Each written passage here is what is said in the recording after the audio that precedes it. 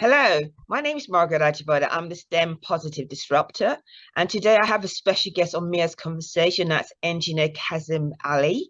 He's the chairman for the Science Equipment Development Institute in Nigeria, but he's also a partner with the Impact Engineering.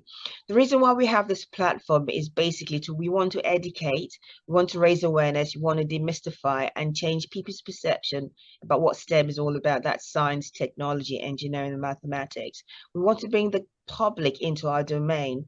We want to show the diverse roles within the STEM world, but also to show what is being done, any issues that have been addressed that needs to be addressed, especially in different parts of the world. And so today I'm really excited about my special guest, Engineer Ali, and he's going to talk more about what he does. He will explain, he will describe exactly what he's doing and his role and what the changes he's brought in to bring a difference where engineering is concerned in Nigeria. Thank you, Engineer Ali. Thank you very much, Mike. Thank you so much for this opportunity. Now, my name is Engineer Kashim Ali, and I'm an engineer. I'm a past president of the Nigerian Society of Engineers, also a past president of the Council for the Regulation of Engineering in Nigeria. In this, and also I have a practice which we call Impact Engineering Limited, where I'm a partner, and we're into engineering consultancy, project management, generally. Now, in the course of my duties as president of COREN and president of COREN is Council for the Regulation of Engineering in Nigeria. In the course of my service as the president, I had to do some things. Like I said, I want to please allow me to present this not in any organized way. I could talk about something that happened this year and go back and talk about what happened 2 years ago. You allow me to do that because that's okay. Thank you very much. So, as president of the COREN, when I came on board, the questions I got from the media was always about the unfortunate public perception about engineering in Nigeria, where everything not good was associated with us and everything. I tried to explain, but I now found that, okay, well, even while explaining to them why there's this perception, I needed to do something internally. So I had a congregation of deans of engineering of Nigerian universities with faculties of engineering, and also heads of department of engineering. We came to a meeting. I brought them to an hotel, and we gave them accommodation, and we're using the conference hall of the hotel. And I said, look, this is the problem we have. Outside there, people don't seem to appreciate all that you do. I know you put in a lot of work in the university to produce engineers, but people don't even value what you are doing. They think you are not giving them good quality teaching, and they also feel the products you are bringing out are not worthy of their name. So this is the challenge before us. We are tired of explaining. Let's even look into what really is the instigator of this. Let's look inwards. And we looked inwards. So we sat there for 2 weeks really, and tried to look at the curriculum all over again. And while doing that, we're also trying to benchmark it with what was happening outside our own climate. Of course, we saw some things we needed to add and some things we needed to take out that were a bit hard to do. We did that. But after that, we now said, okay, I set up a committee now, a smaller committee, to put the findings into a compendium, which we titled Benchmark Minimum Academic Standard for Undergraduate Engineering Programs in Nigerian Universities. Short form is BMAS. So when we produced this document, I said, look, we're not going to do internal consumption. So I circulated it to several universities in other countries.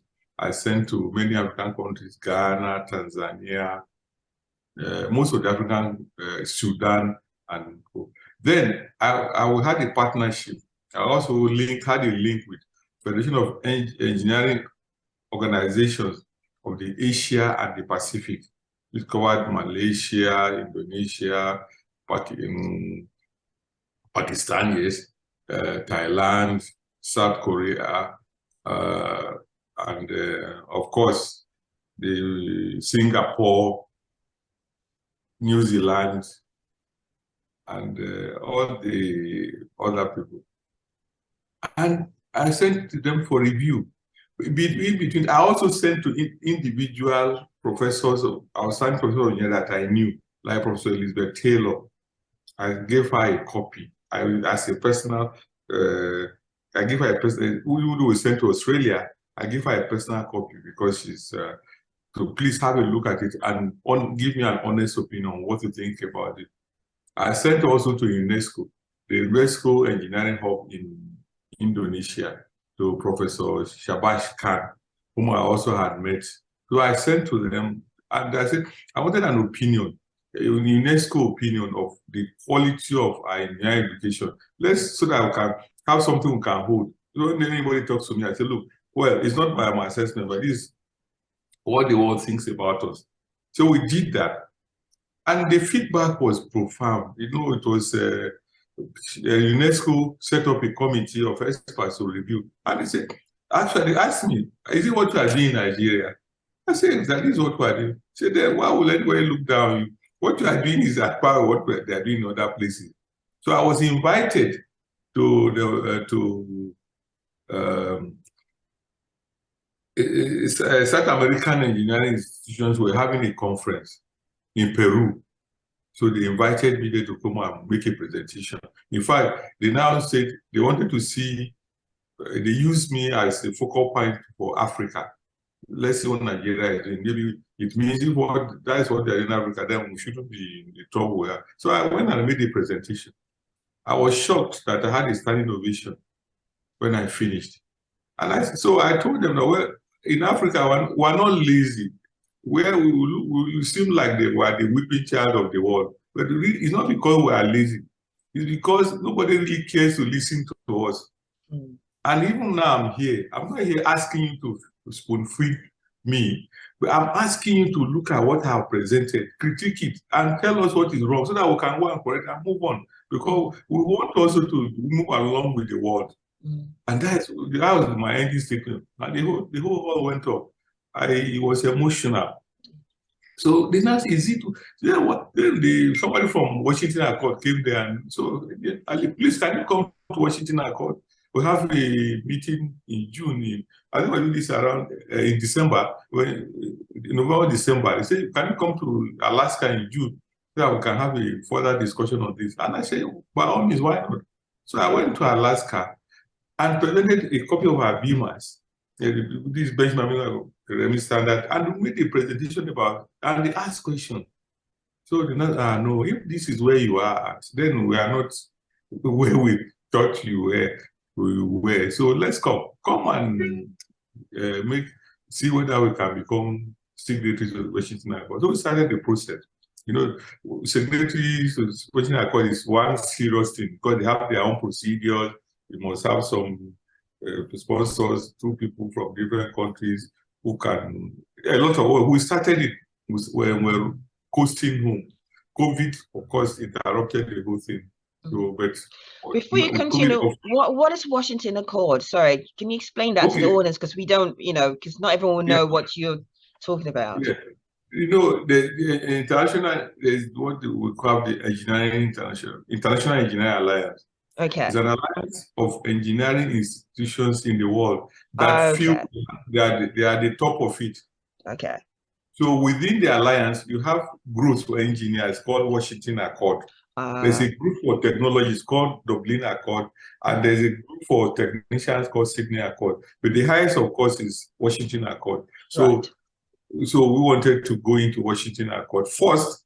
At least let's deal with that. Let's start from the highest, then we can bring in our technicians and technologists to join the other accords. So that was the intention. And because if we do that, then there's no reason for anybody to look down on our qualification again, because because there are some countries that appear developed, they are not been able to meet the requirements for joining the Washington Accord. So that is where we were until COVID came and slowed us down. But we are going to continue now that COVID is over. We have already re-engaged, so the process is going on now. So this is what we did to our qualification.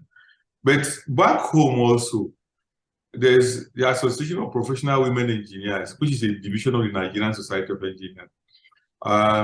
They have been doing a lot to encourage young girls to go into engineering.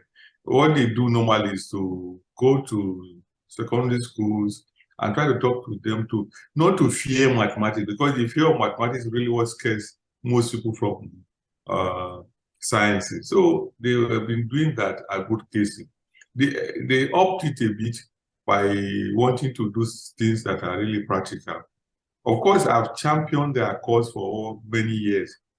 Before I became president of the Nigerian Society of Engineers, and after, I've been like champion of it. So they also initiated the program that, okay, they will do certain things. They selected some of us, and I was one of the people selected, that they'll go to our primary schools to go and showcase us, so that people can say, hey, this person left this your primary school, and this is where he is now. So it means any of you can also get there. We did it for the group managing director of the Nigerian Petroleum Corporation. It's late now. They did it for him also. It was because NNDC saw the wisdom. NNDC, Nigerian National Petroleum Corporation, is now a limited liability company, a PLC. But before then, it was. So when they saw the program, they were excited. They accepted it, and they said they wanted to sponsor it. But the content of it is that they will go to any selected primary school. After showcasing the individual they have selected, they will showcase him or her. Then they will build a laboratory in that school in the name of the person. All right. So the sponsors. Yes, the NNDC was sponsored that they will build a laboratory, a well-equipped laboratory in the name of the person, so that it will encourage Then, in addition, they will give 10 scholarships. Oh. To young girls in the primary school there, who they will conduct some tests for them in mathematics and basic science. Okay. The 10 top girls will now be given scholarship, which will run for all their lives. They can take it from primary school to the university. Wow. As long as they are passing their exams and they are making progress and they are doing engineering, they choose to do engineering, the scholarship will run. So that is what we just did that so when I went to my primary school, it was a very emotional moment also, because going back there, seeing the children, and for them to know that I came from their primary school. Yeah. So some of them had known, but they were so excited. And also in excitement also, I tried to give back. And so in addition to what the sponsor, I now started asking, what I will do is, can I sew a uniform for all of you? Almost 500 of them that will sew uniforms for them, so that at least each one will have a bright new uniform. Yeah. So we did that. And then for those who want this class, we also bought, in addition to their uniforms, a few other things. Then we bought some books. I got some books again, which I gave them, and those girls are on scholarship. So we're doing that. But and there are a few other things I do. My life, some things that give me comfort are even discussing things like this and getting engaged. So I've been invited to do quite a few of those things at private level, sponsorship. And I've also, even at home in my house, I've also tried to encourage my own children. So like my first daughter she's an engineer. She's nice. Yes, she's a social engineer. Okay. The second one says she will want to do architecture because in addition she likes mathematics, but she also loves drawing. In her spare time, she draws. So for that is what she. So I feel fulfilled that I've been in my small family. I'm able to impact, and then I do that very often.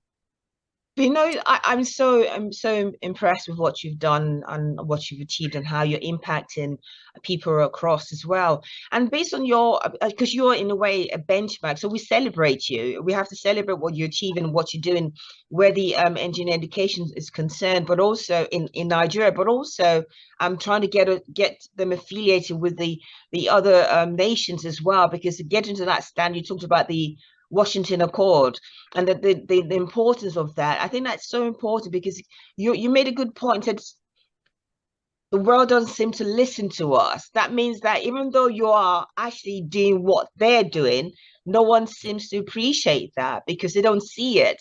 And unless you expose what you're doing, you can't see they can't see the value add. So it's quite nice that you are a champion to make a difference and getting the deans aboard and everything else. And then you also talked about the getting again, it's exposure, getting young people, especially young girls, to see the value add of going into STEM or engineering itself. And you talked about the hindrance is maths. So do you think that one of the problems that we have, because maths itself is not just in Nigeria but across the world, where most young people even do not like maths, or they're afraid of math, they have this stigma in their head that is impossible to achieve. Do you think that's part of the teaching method? Do you think that has to change how we teach maths in school? What's your take on that? Okay, how we teach is one. Yeah. But there's also a problem of even parents. Okay. There are some parents, maybe because they weren't taught well, who are so scared of maths. So they also start even at home to instill fear in the young children, especially the girls. And they make it look like, no, that is not your place. Go and look for something softer. Yeah. Known to them that the brain configuration for the man and the woman is the same thing. Yeah. It's a matter of your mindset. So that also is not quite helpful. But I had some comfort in quote, when also, when we're advocating that we should have the women in engineering in the WFEO. I'm sure you are familiar with that struggle. Then, the struggle started from Nigeria. It's the same Association of Professional Women Engineers in Nigeria that started it. So when I was president, I took the matter to the W and I said, look, we started this. So allow us to host the Secretariat of Women in Nigeria so that we can drive it along our vision. And the shock I got when we were at the UNESCO headquarters in Paris was that, look, EU was excited at the opportunity to help girls generally in the world to of course. So, and that they're sponsoring the program. They're bringing money on board. They brought it 2 million euros. But they now say that they can't take that money to Nigeria because they have another challenge in France. That people were afraid of. Girls were not going into engineering in France also. Since France was a European country, and the money was European money. They have to go to France. So they now pleaded with us that we should step down our demand for the secretary, that let France host it, so that it will be a way of stimulating. But behind that, why comfort I said behind that impression that because France was having that challenge, I had this feeling. Personal feeling, which I shared with some of my friends who are not from Europe, and they say, yeah, you are correct. Is that, look, you are still scared of Africa. But why? I don't understand why. Thank you. So I said, if France has a challenge, it means it doesn't have a solution. Exactly. Somebody has come with a solution. Why not allow that person to drive it? If indeed the truth is because you want to help France, because it's better to have the person who has solution to help France to grow up, because we have the experience. France has no experience because they are having the challenge and they have not found it. We have a solution which we share with the world, and the world thinks it's good. So why don't you? So I say it's because we are blacks. So they said, well, they told me, don't worry, Ali, it happens like that sometimes. Just allow him to go. So I went to our ambassador. Yeah. I went to our ambassador. I want to say, oh, I didn't even know. You know, the France ambassador came to me to ask me to also, the France ambassador went to also lobby my own ambassador so that they can ask us to step down our request because they didn't want to give us the 2 billion euro. It's crazy. So, it's crazy. So that is again for why I use the word too much. It helped also to help me to push some of the things I'm pushing. Of course, of course, of course. We look for that. If you look for solutions it's more helpful. You get more results because you start homegrown solution. And that's so important, though. That's so important. So that's why the point and I say, look, from now on, we're not going to look for anybody to help us. Let's thank God for the internet. You can always source information. Yes. And there are many people like you who is in Europe. You have a lot of help you can give. I say, when you people have problem, let's look for people, our own people who are there to come and help us. Yeah, indeed. What advice, and then we can move on until we became a respected member of the world community. But the truth is, we're doing a lot. It's not that we're lying down here. We're doing a lot. And many girls are going because I did something again. There's one, they call Ladi Memorial Foundation. There's a young woman who was the commissioner for education in my state, Commissioner for Education, Science and Technology. So when I was doing this program, we invited them officially. But when she came and she saw the way it was, she was so, positively encouraged to now begin to think, how can we also do something like this? So she decided to, when she left office, she created a foundation in her mother's name. Her mother is Ladi. Oh, I see. That's what it is. Yeah, okay. And what is she doing? She now said she's using the opportunity of what I did to now see, okay, those girls who cannot continue with formal education, who have dropped out, rather than going about wondering, you will now put them together to learn skills in tailoring, in catering, in all aspects, so that they can also have purposeful life. Of course. So we are doing that. So she invited them to become chair of the board of trustees.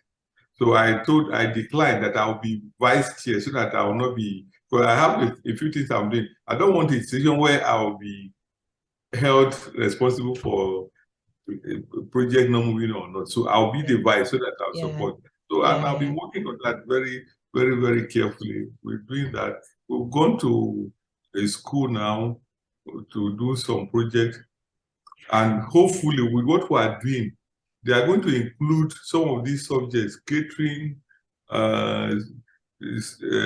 tailoring, and for girls in the school curriculum. Because there were some children that didn't know anything about these, both men and boys and girls, who came and learned, and they became so successful. When we were doing the graduation, their parents came, and some were crying. Because what we do is to raise money. Those who, if you did well in catering, will give you a catering set.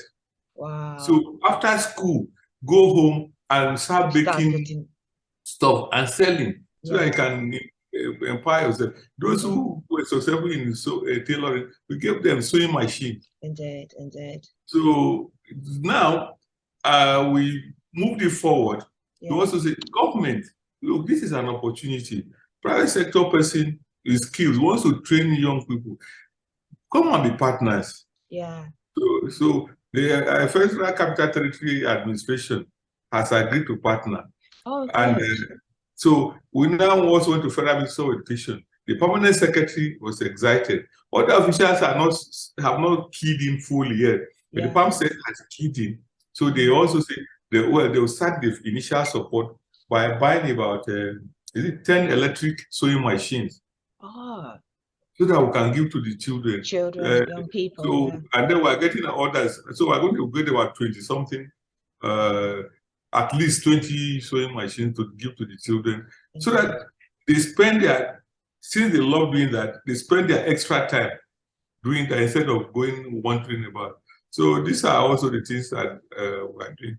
Do you know, I'm so impressed with what you're doing. I'm so impressed with what you've achieved. I'm so impressed with the fact that you're very visionary in your approach. And also what you're also saying as well is that I like to share my platform with others as well, so that they can see, they can bring out whatever they have to make an impact in society as well. And I can talk with you all day, because there's so much you have to give to us. And I love the fact that you said, look, instead of looking outward, why don't we develop our solutions? Why don't we make use of those people disparate people outside, and bring them in to help us and advise us on what we can do and everything else. I also like the idea of what you said about scholarship as well, because one of the key elements is it's that young people, parents, are really struggling to just make ends meet. And the fact that where the education is concerned, if you can sponsor a child and give them a scholarship throughout, especially when they go into engineering, it helps to alleviate that need or worry to say, how am I going to pay for my child's fee, school fees, etc., because you then take care of that. And the fact that you've started that, other people come on board, because if they can see a success story, then they'll say, well, we want that as well. And you made mention about people like their names. They like to say, well, I Margaret is sponsoring 10 people, they like the name in, it's okay. As long as it's showing that we want to change people and help people and develop young people as well. And you talked about trade schools as well, developing skills. And I think that's so important. And also getting the government involved. I think that's very important. But how, finally, and very, very briefly, how would you, what would you recommend, or what solution would you say? Because one of the things you made mention is that the outside world does not listen. And I think that is, and it could be because it's from Africa and everybody else thinks they know better. I don't know. But how can we change that? How can we flip it on itself and let them start seeing? Because in so many ways they see Africa as wanting, they always want to receive rather than to give. So how can we what would you say? And very, very briefly, how can we change that? Because we need that to change. We need our education system, or Nigeria's education system, to come on par with the international level itself. We also need our children not to go out of Africa and start helping other countries, because Africa needs to be developed. Nigeria needs that help, or needs a skill set or the experience from those who have already gone through the education to come and give back, as you're giving back as well. So please, very, very briefly, for like 4 minutes. Yeah, my solution is that we should make more friends. Okay. I learned it a very important lesson many, many years ago. An ambassador told me this. He said, what works best is when you have personal relationship. Of course. Like if you have a minister in Nigeria who has a friend in the government of the UK, that minister is more impactful in building relations between UK and Nigeria than even the head of state. Because what the head of state do is to sit down and talk diplomatically. You don't like somebody, you pretend you like the person. And when he goes, he turns around, you start watering. So he says we should improve on person-to-person contact, so that people can hear our story. For instance, you know that I have some friends who are in Europe, whom they see me and I was talk to them, they will say, yes, what you are saying is true, because we believe that you will not lie to us. That information, if they pass that information from me to 2 or 3 people, it can go to as many as 1,000 as a word of truth. So if we wait only for formal media to help us, they won't help. So of that, I have tried to build relationships. Today, How many friends in Malaysia? In fact, personal friends in Malaysia, in Asia now, Nigeria is well accepted. In fact, Nigerian education, Quran is listed as among the constitution accepted in Asia, the whole of Asia now. If they go, the website shows Quran. You see their platform, they have Quran as one of the people who are certified by Quran as people that they can accept. So we have succeeded there because, and the reason we chose Asia is because there are a few commonalities. They are still building their infrastructure. We are building ours too. So we can share experience. Europe and America have advanced. They are not building infrastructure, I mean, basic infrastructure any longer. So they don't even understand what we are doing. So, but when we work with people who are already struggling to get out of poverty, and we are also struggling, then we learn from their own example. But basically, we need to build relationship, personal relationship across the world. That is what will help us. Not even official relationship that is based on just diplomacy or talks that are not really deep from the heart. Mm-hmm. Do you know, that is so important. You know, it doesn't matter about the skills. If you don't have a relationship, there's no way you can communicate. There's no way you can share. There's no way you can see where the synergy is concerned. And I think also there's no way you can move forward the way you would like to move forward. And it's not just about relationship within your small corner, but it's a relationship across the world. And that helps to build you up as a nation, but also builds you up as individuals as well.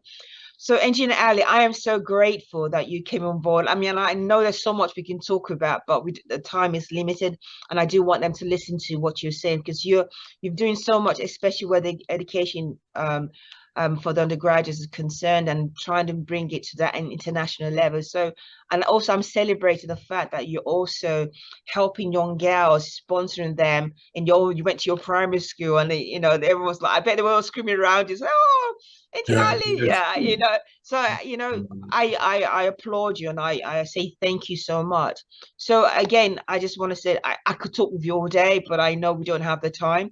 But also you're a very busy man. But thank you for coming on board on my platform this morning. So thank you so much. Mike, I appreciate. I know I couldn't talk about my new appointment. I've signed. Now it's government. That's why I don't want to talk about it so much. It's a government agency that produces all manners of scientific equipment. There's no limit. What I can think to is a research and development institution. So we're helping them to do so many things. I'm sure. We, as I said, maybe another chapter, another day, we may talk more about that. But anyway, thank you so much again. Thank you. So thank you. This is Margaret Ajibade again. I'm the STEM Positive Disruptor. As you have to listen to this podcast because Engineer Ali has so much to say, especially where the education system is concerned in Nigeria, where engineering is concerned, and bringing the curriculum up to the international level, a standard level. But listen to the podcast, you see the nuggets he's sharing with us, and the reason for relationships are so important as individual, but also as for us to make a change, we need people around us as well. So again, this platform has been set up to educate, raise awareness, change people's perception, and demystify what STEM is. That's science, technology, engineering, and mathematics. And we want the public to know what we do. We want the public to come into our domain. So again, thank you very much. Please subscribe to the podcast and share the message as well. Thank you. Thank you. Thank you very much, man. Thank you. Thank you.